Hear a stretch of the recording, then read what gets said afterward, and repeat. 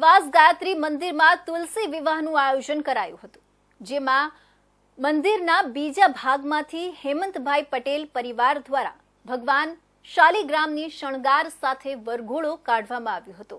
સેલવાસના આમલી વિસ્તારમાં ગાયત્રી મંદિરમાં તુલસી વિવાહનું આયોજન કરવામાં આવ્યું હતું, જેમાં મંદિરના બીજા ભાગમાંથી હેમંતભાઈ પટેલ પરિવાર દ્વારા ભગવાન શાલિગ્રામની શણગાર સાથે વરઘોડો કાઢવામાં આવ્યો હતો।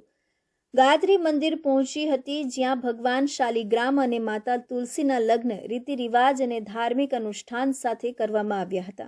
હેમંતભાઈ પટેલ એમના ધર્મપત્ની પારુલબેન પટેલ સાથે ત્યાંથી ભગવાન બાલકૃષ્ણની જાન આવી। વાજતે ગાજતે બારાત ભગવતી ગાયત્રીના આંગણામાં પધારી। ગાયત્રી પરિવાર ટ્રસ્ટના જે તુલસીના માતા પિતાના સ્વરૂપમાં બન્યા હતા એ ઉપેન્દ્રભાઈ ટેલર અને એમના પત્ની પ્રીતિબેન ટેલર દ્વારા ભગવાન બાલકૃષ્ણનું વર સ્વરૂપે સ્વાગત થયું। સ્વાગતની સાથે જ મંડપમાં પધરાવી અને એનું પૂજન અર્ચન થયું। આ પૂજન અર્ચન કરવાના સાથે જ આજના દિવસે ગાયત્રી પરિવાર ટ્રસ્ટ અને રામજી મંદિર ટ્રસ્ટ તરફથી દર વર્ષની જેમ આયોજિત તુલસી વિવાહ બપોરે 4 વાગ્યાથી પ્રારંભ થઈ ગયા અને સંધ્યા સમય સુધી તુલસી વિવાહ સંપન્ન કરી આરતી અને મહાપ્રસાદ કરી ભગવાનની આવેલી જાડેરી જાનનું ખૂબ સ્વાગત કર્યું।